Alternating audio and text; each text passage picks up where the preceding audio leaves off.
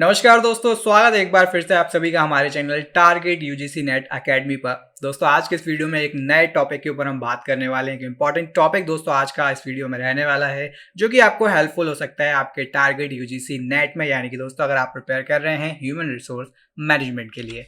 दोस्तों आज का जो हमारा टॉपिक रहने वाला है दैट इज HRM मॉडल। दोस्तों एक इंपॉर्टेंट क्वेश्चन है, एक इंपॉर्टेंट टॉपिक है जहां से कई सारे क्वेश्चन पूछे जाते हैं यूजीसी नेट में। अगर दोस्तों इस टॉपिक को आप प्रिपेयर कर लेते हैं तो 1 से 2 क्वेश्चन आपको यहाँ पर देखने को मिल जाते हैं नेट में। तो आइए दोस्तों वन बाय वन समझते हैं HRM मॉडल्स को और कितने तरीके के मॉडल आपको हमें यहाँ पर देखने को मिलते हैं। तो दोस्तों सबसे पहले बात करते हैं HRM मॉडल होता क्या है। तो दोस्तों the defining feature of HRM is properly known as model. तो दोस्तों HRM को डिफाइन करने के लिए जिस फीचर का यूज किया जाता है उसे हम कहते हैं मॉडल, यानी कि HRM को आप कितने और इजीली समझ सकते हैं, उसकी टेक्निक्स को समझ सकते हैं, उसको दोस्तों हम मॉडल के थ्रू समझते हैं। These models provide analytical framework. अब इसको आप देख पा रहे होंगे, ठीक है। तो ये मॉडल क्या करते हैं दोस्तों, आपको एक एनालिटिकल फ्रेमवर्क प्रोवाइड करते हैं, ठीक है। एनालिटिकल फ्रेमवर्क क्या होता है दोस्तों, तो एक एनालिटिकल फ्रेमवर्क यहां पर मिलता है जिसके थ्रू आप एनालिसिस कर पाते हैं और समझ पाते हैं अच्छे से HRM को, यानी कि वो आपको पढ़ने में भी हेल्प करता है और HRM को समझने में भी दोस्तों ये आपकी हेल्प करता है। They provide characterization of HRM that establishes variables and relationship to be research। तो ये क्या करते हैं दोस्तों, एक कैरेक्टराइजेशन प्रोवाइड करते हैं HRM को जिसके साथ दोस्तों आप क्या कर पाते हैं, वेरिएबल को एस्टैब्लिश कर पाते हैं और रिलेशनशिप जो होता है उसको एस्टैब्लिश कर पाते हैं, साथ ही साथ उसकी रिसर्च भी कर पाते हैं, यानी कि उसमें अगर कुछ चेंजेस करने हैं, कुछ मॉडिफिकेशन करने हैं, उसको किस तरह से आपको अडेप्ट करना है, उसमें क्या नया आप इंट्रोड्यूस कर सकते हैं। तो सारी चीजें दोस्तों आप कहीं ना कहीं समझ पाते हैं HRM मॉडल से। अब ये दोस्तों अभी तक आपने समझ लिया होगा कि HRM मॉडल्स क्या होते हैं। तो सिंपल टर्म्स में अगर हम बोले दोस्तों तो HRM मॉडल आपको हेल्प करते हैं ह्यूमन रिसोर्स मैनेजमेंट को समझने में और स्टडी करने में। साथ ही साथ दोस्तों ये आपको एक एनालिटिकल फ्रेमवर्क देते हैं, ठीक है। एनालिटिकल फ्रेमवर्क यानी कि आप एनालिसिस कर पाते हैं काम को, किस तरीके से आपको काम को एनालिसिस करना है, काम किस तरीके से लिंक होता है अदर एक्टिविटीज से, ये सारी चीजें आप एनालिटिकल फ्रेमवर्क से समझ पाते हैं। आगे दोस्तों बात करते हैं। दोस्तों अगर आप बात करें कितने टाइप के मॉडल्स आपको देखने को मिलते हैं, तो HRM मॉडल में दोस्तों 4 मॉडल आपको देखने को मिलते हैं। फॉर्मब्रम model, Harvard model, guest model और वॉरविक मॉडल। अब ये मॉडल क्या होते हैं दोस्तों, इनको वन बाय वन हम समझते हैं। तो हमारे साथ वीडियो में आप लास्ट तक जुड़े रहिएगा जिससे कि आपसे कोई भी मॉडल मिस ना हो और आप इजी लैंग्वेज में अच्छे से दोस्तों इन सभी मॉडल्स को समझ पाएं। तो आइए दोस्तों सबसे पहले बात करते हैं फॉर्मब्रम मॉडल के बारे में। अब फॉर्मब्रम मॉडल क्या होता है दोस्तों, तो this is the first model of HRM, यानी कि दोस्तों ह्यूमन रिसोर्स मैनेजमेंट का ये पहला मॉडल होता है। It emphasises 4 function of management and their interrelatedness, ठीक है। ये क्या करता है दोस्तों, ह्यूमन रिसोर्स मैनेजमेंट के 4 फंक्शन के ऊपर एम्फेसिस करता है, यानी कि फोकस करता है।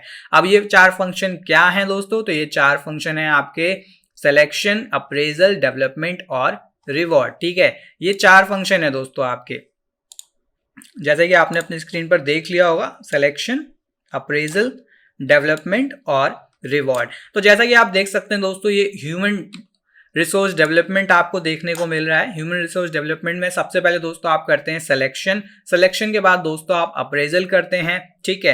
अप्रेजल के बाद दोस्तों आप देखते हैं ऑर्गेनाइजेशन का इफेक्टिवनेस कितना है। इफेक्टिवनेस के बेसिस पर दोस्तों फिर आप वहां पर रिवॉर्ड प्रोवाइड करते हैं। रिवॉर्ड से क्या होता है दोस्तों, एम्प्लॉय जो है वो कहीं ना कहीं मोटिवेटेड फील करते हैं और उन्हें जो है काम में और इंटरेस्ट आता है या वो अपने काम को और अच्छे तरीके से करते हैं। तो ये 4 फंक्शन दोस्तों की फंक्शन आपको देखने को मिलते हैं। 4 फंक्शन क्या है आपका हो गया सिलेक्शन, अप्रेजल, डेवलपमेंट और रिवॉर्ड। अब ह्यूमन रिसोर्स डेवलपमेंट से हमारा क्या मतलब है, ह्यूमन रिसोर्स डेवलपमेंट से दोस्तों हमारा मतलब है, मान लीजिए आपने हायरिंग किया, आपने वहां पर इंडक्ट किया एम्प्लॉयज को, उनको ट्रेन किया, उनको ट्रेनिंग प्रोवाइड की, पूरी तरीके से उन्हें नर्चर किया, ठीक है। मतलब ओवरऑल आप उन्हें प्रिपेयर करते हैं जॉब के लिए। अब वो जॉब प्रिपरेशन शुरुआत होती है आपकी सिलेक्शन से, ठीक है। सिलेक्शन के बाद आपने यहाँ पर पूरा प्रिपेयर किया उन्हें, ठीक है। प्रिपेयर करने के बाद दोस्तों जब वो काम करते हैं तो आप उनके काम को क्या करते हैं, अप्रेज करते हैं। आप उनके काम को एक तरीके से रिव्यू करते हैं, ये चेक करते हैं कि वो कितना इफेक्टिवली अपने काम को कर पा रहे हैं, ठीक है। उसके बाद जब आपको लगता है कि ये एम्प्लॉयज जो है दोस्तों बहुत अच्छा परफॉर्म कर रहे हैं तो फिर आप उन्हें रिवॉर्ड देते हैं। अब ये रिवॉर्ड दोस्तों किसी भी तरीके का हो सकता है, वो सैलरी में इंक्रीमेंट हो सकता है, ठीक है, वो प्रमोशन हो सकता है, या वो इंसेंटिव हो सकता है, या कई तरीके के रिवॉर्ड दोस्तों यहाँ पर दिए जाते हैं। अब इससे ये देखा जाता है कि दोस्तों इन सभी चीजों से ऑर्गेनाइजेशनल इफेक्टिवनेस कैसी है, यानी कि ये सभी चीजें करने के बाद ऑर्गेनाइजेशन कितने अच्छे से अपने काम को कर पा रही है, या हम वो टारगेट अचीव कर पा रहे हैं, वो गोल अचीव कर पा रहे हैं जिसको अचीव हम करना चाहते थे, या हम उसको नहीं कर पा रहे हैं। तो ये ओवरऑल दोस्तों 4 फंक्शन में हम यहां पर देखते हैं जिसको आप बोलते हैं द 4 मॉडल, ठीक है, सॉरी द 4 मॉडल जिसको हम बोलते हैं दोस्तों। तो इस मॉडल में आप ये चीजें असेस कर पाते हैं, यानी कि selection, appraisal, development and reward. तो आई होप दोस्तों आपको ये मॉडल जो है वो समझ में आ गया होगा, फॉर्म मॉडल। आगे दोस्तों बात करते हैं हमारे अगले मॉडल के बारे में। फॉर्म मॉडल में ही दोस्तों आपको क्या देखने को मिलता है, तो ऑलरेडी जैसे हम बात कर चुके हैं, ये जो मॉडल है दोस्तों फोकस करता है ओनली 4 फंक्शंस, ठीक है, निग्रो ऑल इन्वायरमेंटल, ठीक है, वंस कंटिजेंसी फैक्टर्स, यानी कि ये क्या करता है दोस्तों, ये सिर्फ और सिर्फ 4 फंक्शन के ऊपर फोकस करता है और बाकी जो फंक्शन होते हैं दोस्तों उनको इग्नोर कर देता है, क्योंकि ह्यूमन रिसोर्स मैनेजमेंट दोस्तों इतना बड़ा टॉपिक है, इसको सिर्फ आप ये 4 फंक्शन में डिवाइड नहीं कर सकते हैं। यहाँ पर कई सारे अदर फैक्टर्स भी होते हैं जो कि देखने होते हैं, बट ये जो फंक्शन है एक तरीके से एक इनकम्प्लीट फंक्शन इसको बोला जाता है, क्योंकि यहाँ पर सारी इंफॉर्मेशन आपको नहीं मिलती है, ठीक है। लेकिन ये मॉडल क्या करता है दोस्तों, this model is in simple and can serve as heuristic framework for explaining the nature, ठीक है, and significance of HR activities.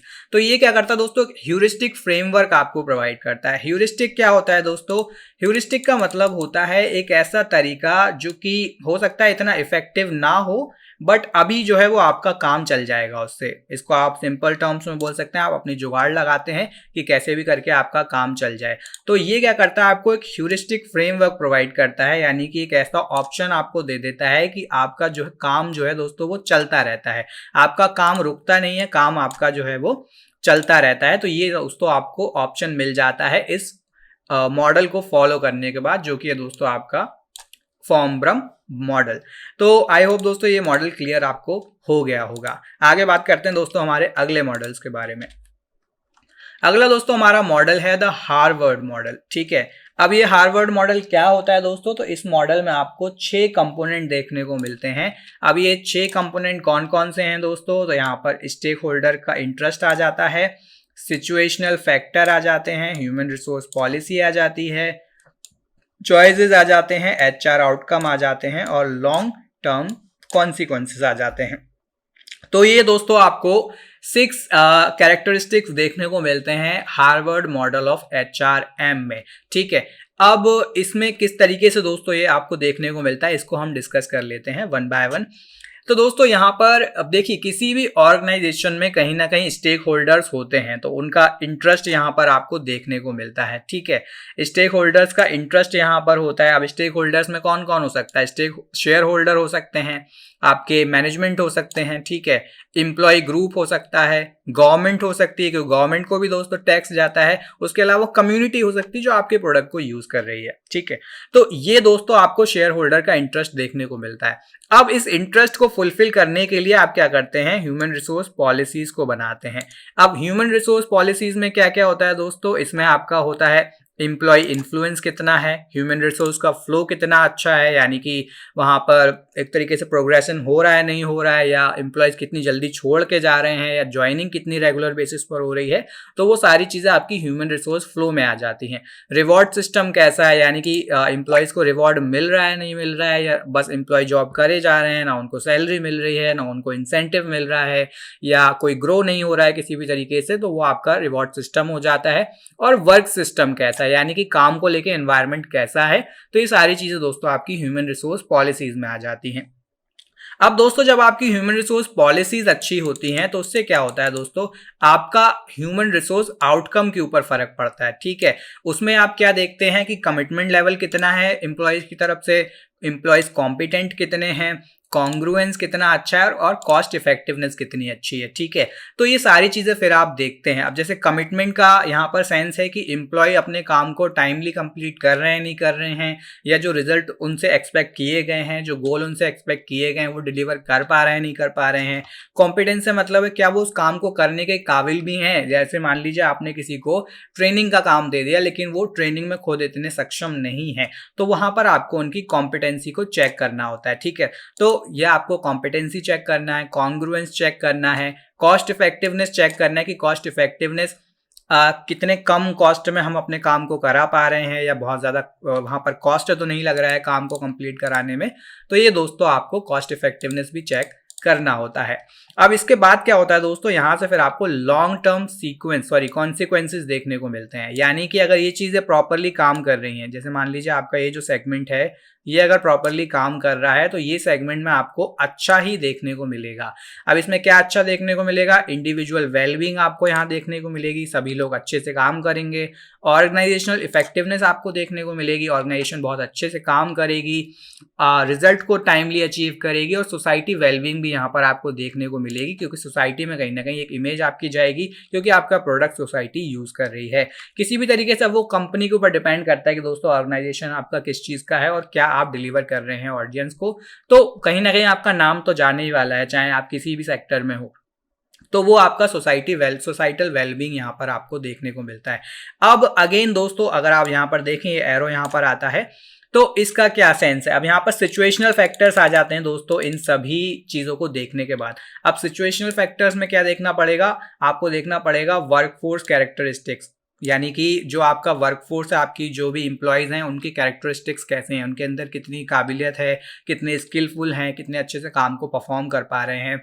Business strategy और कंडीशन आपको यहाँ पर देखनी पड़ेगी। मैनेजमेंट की फिलॉसफी क्या है, मैनेजमेंट क्या सोचता है अपने फ्यूचर को लेके, अपने ऑब्जेक्टिव को लेके, अपने गोल्स को लेके, या उनकी स्ट्रेटजीज क्या हैं इन चीज़ों को अचीव करने के लिए। लेबर मार्केट कैसा है इस समय, ठीक है, यूनियन का क्या सिचुएशन है, टास्क टेक्नोलॉजी कैसी है, और लॉ और सोसाइटल वैल्यूज क्या है। तो ये सारी चीजें मैटर करेंगी लॉन्ग टर्म सीक्वेंस में। तो इसके लिए अगेन दोस्तों फिर आपको देखना होता है शेयर होल्डर के इंटरेस्ट को। तो इस तरीके से दोस्तों ये जो चार्ट है ये आपका रोटेट करता है, जहां पर जो चीजें हैं वो कहीं ना कहीं इंटरडिपेंडेंट हैं एक दूसरे के ऊपर, जैसे कि आप एरो के थ्रू समझ भी पा रहे होंगे। तो इस तरीके से दोस्तों ये हार्वर्ड मॉडल जो है आपको हेल्प करता है कि कैसे आप एक चीज को अच्छा करके दूसरी चीज को इन्फ्लुएंस कर सकते हैं, और दूसरी चीज को इन्फ्लुएंस करके आप तीसरी चीज को इन्फ्लुएंस कर सकते हैं। और फिर इसी तरह दोस्तों जो सीक्वेंस है वो आपका इस तरह से चलता हुआ देखने को आपको मिलता है। तो ये था दोस्तों हार्वर्ड मॉडल। आई होप दोस्तों हार्वर्ड मॉडल आप अच्छे से समझ गए होंगे किस तरीके से ये काम करता है। अब दोस्तों बात करते हैं इसके आगे जो अदर हमारे मॉडल्स हैं दोस्तों।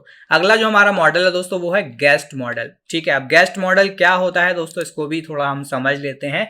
So this was developed by David guest इन 1997, ठीक है, 1997 में दोस्तों डेविड गेस्ट ने इस मॉडल को डेवलप किया था।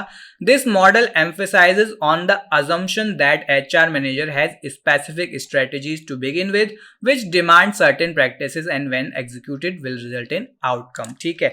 तो इसमें क्या होता है दोस्तों, इसमें ये अज्यूम किया जाता है कि एचआर मैनेजर जो है उसके पास स्पेसिफिक स्ट्रेटजीज हों, ठीक है, जिससे कि वो शुरू कर पाए काम को, which demand certain practices and when executed will result in outcome। यानी कि दोस्तों जो कि डिमांड करता है certain practices, यानी कि कुछ ऐसे स्किल्स की जरूरत होती है आपको जो कि जरूरी होते हैं एचआर के रोल में, जिससे क्या होता है जब आप उसको एग्जीक्यूट करते हैं, उसको परफॉर्म करते हैं, तो वहां से फिर आपको एक अच्छा रिजल्ट देखने को मिलता है। अब इसमें क्या होता है दोस्तों, these outcomes include behavioral performance related and financial, ठीक है। तो इनमें आपको यहां पर देखने को मिलता है behavioural performance related and financial. तो ये कुछ दोस्तों आपको ऑप्शन देखने को मिलता है। अब इसको चार्ट के थ्रू थोड़ा समझने की हम कोशिश करते हैं, जिससे आप इजीली और अच्छे से इसको समझ पाएंगे। अब यहाँ पर दोस्तों ह्यूमन रिसोर्स स्ट्रेटेजी होता है। अब इसमें आपको क्या देखने को मिलता है, डिफरेंशिएशन, यहाँ पर इनोवेशन की बात हो रही है, फोकस आप करते हैं क्वालिटी के ऊपर, और कॉस्ट रिडक्शन के ऊपर दोस्तों आप स्ट्रेटेजीज बनाते हैं। यानी जब आप स्ट्रेटेजी बनाएंगे ह्यूमन रिसोर्स मैनेजमेंट की, तो वहां पर डिफरेंशिएशन में दोस्तों आप फोकस करेंगे इनोवेशन के ऊपर, क्वालिटी में सॉरी फोकस आपका होगा क्वालिटी के ऊपर और कॉस्ट में आपका फोकस होगा कॉस्ट रिडक्शन के ऊपर। जब इसको आप बना लेते हैं स्ट्रेटेजी को, तो दोस्तों फिर बात आती है प्रैक्टिसेस की। आप उसको प्रैक्टिस कैसे करेंगे? जब आप उसको प्रैक्टिस करेंगे तो उसमें आपका आ जाएगा selection, training, appraisal, reward, job design, involvement, status और सिक्योरिटी। तो ये सारी चीजें दोस्तों आपकी वहां पर प्ले में आ जाएंगी जब आप HRM प्रैक्टिसेस को करना शुरू करेंगे। यानी कि स्ट्रेटेजी बनाने के बाद आपको सिलेक्शन करना होगा, फिर ट्रेनिंग देनी होगी, अप्रेजल करना होगा, रिवॉर्ड करना होगा। रिवॉर्ड ये चीजें आप जितना अच्छा करेंगे उतना ही बेटर आपका आउटकम होने वाला है, ठीक है। तो बेसिकली एक चार्ट है जो आपको बता रहा है कि आप इन चीजों को अगर राइट रखेंगे तो ये चीजें राइट होंगी, इनको राइट रखेंगे तो ये राइट होगा, इनको राइट रखेंगे तो ये राइट होगा। तो इस तरीके से दोस्तों आपको क्या करना है, हर चीज एक दूसरी चीज के ऊपर डिपेंडेंट है। अब जैसे हम बात कर रहे थे HR प्रैक्टिसेस के बारे में, ठीक है। अब इसमें क्या होता है दोस्तों, HRM प्रैक्टिसेस अगर आप अच्छी करते हैं तो उससे क्या होगा, HRM का जो आउटकम है वो अच्छा होगा। यानी कि कमिटमेंट आपको मिलेगा एम्प्लॉयज की तरफ से, क्वालिटी वर्क मिलेगा आपको और फ्लेक्सिबिलिटी मिलेगी। यानी कि आपको काम करने के लिए वो रेडी रहेंगे जब भी आप उनको आस्क करते हैं, आप उनको पूछते हैं परफॉर्म करने के लिए टास्क को। उससे क्या होगा दोस्तों, फिर बिहेवियर आउटकम आपको मिलेगा, यानी कि एफर्ट और मोटिवेशन आपको देखने को मिलेगा। अब देखिए यहां पर हम ये नहीं कह रहे कि अच्छा ही मिलेगा, ये एक तरीका है जज करने का। अगर आप एक भी चीज को खराब करते हैं, यानी मान लीजिए आपका ये जो पोर्शन है HRM का, ठीक है, ये जो पोर्शन है आपका 2 नंबर, इसको मान लीजिए अगर आप अच्छा नहीं करते हैं, HRM प्रैक्टिसेस, आपका सिलेक्शन अच्छा नहीं है, आपका ट्रेनिंग का तरीका सही नहीं है, अप्रेजल नहीं कर रहे हैं, आप रिवॉर्ड प्रोवाइड नहीं कर रहे हैं, तो ये चीज आपकी ऑटोमेटिकली खराब हो जानी है। इसमें आपको आउटकम इतने अच्छे देखने को नहीं मिलेंगे। अब उसमें क्या होगा, आपको आउटकम देखने को नहीं मिलेगा, ठीक है, आपको क्वालिटी देखने को नहीं मिलेगी, आपको फ्लेक्सिबिलिटी देखने को नहीं मिलेगी। तो ये सारी चीजें इंटरकनेक्टेड हैं एक दूसरे से। तो आई होप यहां तक आप लोगों को क्लियर हो गया होगा, ठीक है। अब बिहेवियर की हम बात करें तो बिहेवियर आउटकम की, तो एफर्ट आपको अच्छा मिलेगा एम्प्लॉयज की तरफ से, कोऑपरेशन अच्छा मिलेगा, इन्वॉल्वमेंट आपको मिलेगा और ऑर्गेनाइजेशनल सिटीजनशिप यहां पर आपको देखने को मिलेगी। इसी से जुड़ा हुआ है दोस्तों आपका परफॉर्मेंस आउटकम। अब परफॉर्मेंस आउटकम जैसे हमने बात की 2 तरीके से होगा। अगर हाई होगा तो क्या होगा, यहां पर आपको प्रोडक्टिविटी दिखाई देगी, क्वालिटी दिखाई देगी और इनोवेशन दिखाई देगा एम्प्लॉयज की ओर से। वहीं दोस्तों अगर परफॉर्मेंस आउटकम लो है तो क्या होगा, एब्सेंस, लेबर टर्नओवर आपको देखने को मिलेगा, कॉन्फ्लिक्ट देखने को मिलेगा और कस्टमर कंप्लेंट आपको देखने को मिलेंगी। यानी कि क्या होगा, एब्सेंस होगा लेबर टर्नओवर, यानी कि बहुत जल्दी जल्दी लेबर आपका छोड़ के जाएगा, कॉन्फ्लिक्ट, लड़ाई झगड़े आपको देखने को मिलेंगे आपस में और कस्टमर कंप्लेंट बहुत ज्यादा मिलेंगी। अब इस चीज का सबसे ज्यादा फर्क किस पे पड़ेगा, वो पड़ेगा आपके फाइनेंशियल आउटकम के ऊपर। अब फाइनेंशियल आउटकम के ऊपर कैसे पड़ेगा, तो अगर ये सभी चीजें आपने सही की हैं, आपने टिक अच्छा किया है, इन सभी चीजों को प्रॉपरली आप इन्हें करते आ रहे हैं, ठीक है, तो इससे क्या होगा, आपका प्रॉफिट अच्छा होगा और आपका ROI यानी कि रिटर्न ऑन इन्वेस्टमेंट, ये दोनों ही चीजें आपकी बहुत अच्छी होंगी। तो आई गेस दोस्तों आपको ये अच्छे से समझ में आ गया होगा कि द गेस्ट मॉडल चार्ट किस तरीके से काम करता है आपका। अब आगे दोस्तों बात करते हैं हमारे अगले चार्ट के बारे में। अगला दोस्तों हमारा चार्ट है द वॉरविक मॉडल, ठीक है। अब द वॉरविक मॉडल क्या होता है इसको समझ लेते हैं। This model was developed by Henry and Pettigrew, ठीक है। हेनरी और पेटिग्रू ने दोस्तों इस मॉडल को डेवलप किया था, जो कि कहां पढ़ते थे, जो पढ़ते थे यूनिवर्सिटी ऑफ वॉरविक में, या यूनिवर्सिटी ऑफ वॉरविक से थे दोस्तों। This model was concentrated on 5 element, ठीक है, 5 एलिमेंट के ऊपर दोस्तों ये फोकस करता है। 5 एलिमेंट क्या है, तो इसमें आ गया दोस्तों आपका आउटर कंटेंट, इनर कंटेंट, यहां पर कॉन्टेक्स्ट है दोस्तों, ठीक है, business strategy content, HRM context और HRM कंटेंट। अब इन पांचों को हम एक एक करके डिस्कस करते हैं चार्ट के थ्रू, जिससे कि आप इजीली इन्हें समझ पाएं और फिगर आउट कर पाएं कि ये क्या है और किस तरीके से इंटरकनेक्टेड है। सो यहां पर आप देख सकते हैं ये चार्ट को, यहां पर आउटर कॉन्टेक्स्ट दिख रखा है, ठीक है। आउटर कॉन्टेक्स्ट क्या है आपका, socio economic condition, technical condition, political condition, political legal condition और कॉम्पिटिटिव कंडीशन। यानी ये चीजें आपकी ऑर्गेनाइजेशन के बाहर की बात हो रही है। अभी हम ऑर्गेनाइजेशन के अंदर बात नहीं कर रहे हैं, जो बाहर का दोस्तों एनवायरनमेंट है हम उसके बारे में बात कर रहे हैं। अब इससे दोस्तों जुड़ता है आपका इनर कॉन्टेक्स्ट, ठीक है। इनर कॉन्टेक्स्ट यानी कि अब आप ऑर्गेनाइजेशन के अंदर आ गए हैं, कंपनी के अंदर आप आ गए हैं, तो कंपनी के अंदर क्या चीजें आपको देखनी है, कल्चर कैसा है कंपनी का, ठीक है, कंपनी का स्ट्रक्चर कैसा है, पॉलिटिक्स या लीडरशिप कैसी है कंपनी के अंदर, टास्क टेक्नोलॉजी कैसी और बिजनेस आउटपुट कैसा है। ठीक है, अब यहां से ये चीज आपने समझ ली, ठीक है, कि इनर आपका कॉन्टेक्स्ट कैसा है। यहां से दो ब्रांचेस दोस्तों अलग अलग निकल जाती हैं, एक निकल जाता है आपका लेफ्ट पर और एक आपका आ जाता है राइट पर। अब ये किस तरीके से इन्फ्लुएंस करते हैं, तो पहले हम चलते हैं इस साइड में। ठीक है, तो यहां पर दोस्तों आपको देखने को मिलता है इसके लिए बिजनेस स्ट्रेटेजी कॉन्टेक्स्ट। अब बिजनेस स्ट्रेटेजी कॉन्टेक्स्ट में क्या बनाया जाता है, किस चीज पर फोकस किया जाता है, तो कंपनी के ऑब्जेक्टिव क्या है, कंपनी क्या अचीव करना चाहती है, प्रोडक्ट मार्केट क्या है, क्या प्रोडक्ट मार्केट में कंपनी प्रोवाइड करने जा रही है या बना रही है, और उसके लिए स्ट्रेटेजी और टैक्टिक्स क्या है, यानी कि वो प्रोडक्ट को सेल करने के लिए, प्रोडक्ट को ऑडियंस तक पहुंचाने के लिए टैक्टिक्स क्या है। तो ये चीजों पर कंपनी फोकस करती है। ठीक है, अदर हैंड पे आ जाइए दोस्तों, दूसरे हाथ पे आप आ जाएं तो HRM कॉन्टेक्स्ट आ गया। अब इसमें क्या है, तो इसमें रोल क्या है HRM के, जो भी वहां पर वर्किंग कर रहे हैं, डेफिनेशन क्या है, ऑर्गेनाइजेशन क्या है और HR का आउटपुट क्या है। ठीक है, अब जैसे कि आप देख सकते हैं दोनों ही फिर यहां से टर्न ले लेते हैं नीचे की ओर, यानी कि दोनों चीजें आके मिल जाते हैं ह्यूमन रिसोर्स कंटेंट के ऊपर। इसमें क्या देखना है आपका, HR फ्लो कैसा है, यानी कि जो HR जो भी एम्प्लॉय हैं दोस्तों वो कितने अच्छे से परफॉर्म कर पा रहे हैं, उनको रिवॉर्ड मिल रहा है या उनका प्रमोशन हो रहा है, नहीं हो रहा है, प्रमोशन हो रहा है तो किस बेसिस पर हो रहा है, कितने लोग ज्वाइन कर रहे हैं, कितने लोग छोड़ कर जा रहे हैं ऑर्गेनाइजेशन को, तो वो आपको HR फ्लो से पता चलता है कि HR फ्लो कितना अच्छा है, वर्क सिस्टम कैसा है ऑर्गेनाइजेशन में, कितने अच्छे से काम कर रहे हैं, रिवॉर्ड सिस्टम कितना अच्छा है और एम्प्लॉय के रिलेशन कैसे हैं, आपस में कितने अच्छे से मिलकर लोग काम कर रहे हैं। तो इस चीज के ऊपर दोस्तों फिर आपको फोकस करना होता है। तो इस तरीके से दोस्तों ये चार्ट है जो कि हेल्प करता है आपको पूरे एक इंडस्ट्री को, या आप बोल सकते हैं पूरा ऑर्गेनाइजेशन को कनेक्ट करने में, कि कैसे एक चीज दूसरी चीज से कनेक्टेड है। अब जैसा कि आपने देखा HRM सीधे कनेक्ट कर रहा है किससे, इनर आउटपुट से, सॉरी इनर कॉन्टेक्स्ट से। ठीक है, अगर ये चीज दोस्तों अच्छी होगी तो इसी से फिर आपका ये जो आपका इनर कॉन्टेक्स्ट है दोस्तों इसका डेवलपमेंट होगा। ठीक है, इसका डेवलपमेंट किससे होगा, इसका डेवलपमेंट आपका होगा HRM कंटेंट से। ठीक है, HRM कंटेंट अगर आपका अच्छा है तो ये चीजें आपकी ऑलरेडी अच्छी हो जाएंगी, यानी कि आपका कल्चर अच्छा हो जाएगा, आपका स्ट्रक्चर अच्छा हो जाएगा, और दोस्तों पॉलिटिकल लीडरशिप वहां पर नहीं होगी, इस तरीके से पॉलिटिक्स नहीं होगी, लीडरशिप होगी तो लीडर्स के पास में होगी। ठीक है, इसी तरह दोस्तों आपका टास्क टेक्नोलॉजी अच्छा हो जाएगा वहां पर। ठीक है, और बिजनेस आउटपुट भी दोस्तों यहाँ पर आपके अच्छे हो जाएंगे। तो ये आपको चार्ट के थ्रू दोस्तों समझ में आता है कि ये चार्ट किस तरीके से काम करता है। ये जो दोस्तों ऊपर जो ऑप्शन है ये एक ऐसा ऑप्शन है आपको ये बताने के लिए कि बाहर जो है, बाहर कैसा सेगमेंट है। ठीक है, बाहर जो है वो कैसी चीजें हैं, लेकिन मेन जो आपका चार्ट है दोस्तों वो ये है। ये जो चार पिलर आप देख पा रहे हैं अपनी स्क्रीन पर, ये चार पिलर दोस्तों मैटर करते हैं। अगर ये चार पिलर आपस में कोऑर्डिनेट अच्छा कर रहे हैं तो दोस्तों बिजनेस जो है वो कहीं ना कहीं अच्छा करेगा और उसका आउटपुट भी आपको अच्छा देखने को मिलेगा। यानी कि अगर आपकी स्ट्रेटेजी अच्छी बन रही है, ऑब्जेक्टिव और प्रोडक्ट मार्केट और आपका जो स्ट्रेटेजी और टैक्टिक्स है ये अच्छे हैं दोस्तों, तो क्या होगा, आपका कहीं ना कहीं जो HR कंटेंट है, यानी कि HR फ्लो है, वर्क सिस्टम है, इसके अलावा रिवॉर्ड सिस्टम है, एम्प्लॉय रिलेशन है, कहीं ना कहीं इस पर फर्क पड़ेगा। ठीक है, यहाँ पर आपको इसको भी अच्छा करना पड़ेगा।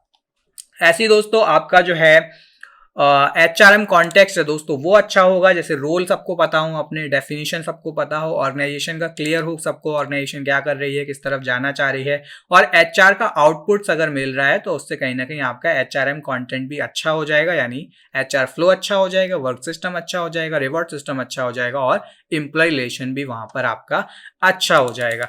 तो इस तरीके से दोस्तों आपका ये पूरा चार्ट जो है वो काम करता है, जिसको हम बोलते हैं द वॉरविक मॉडल।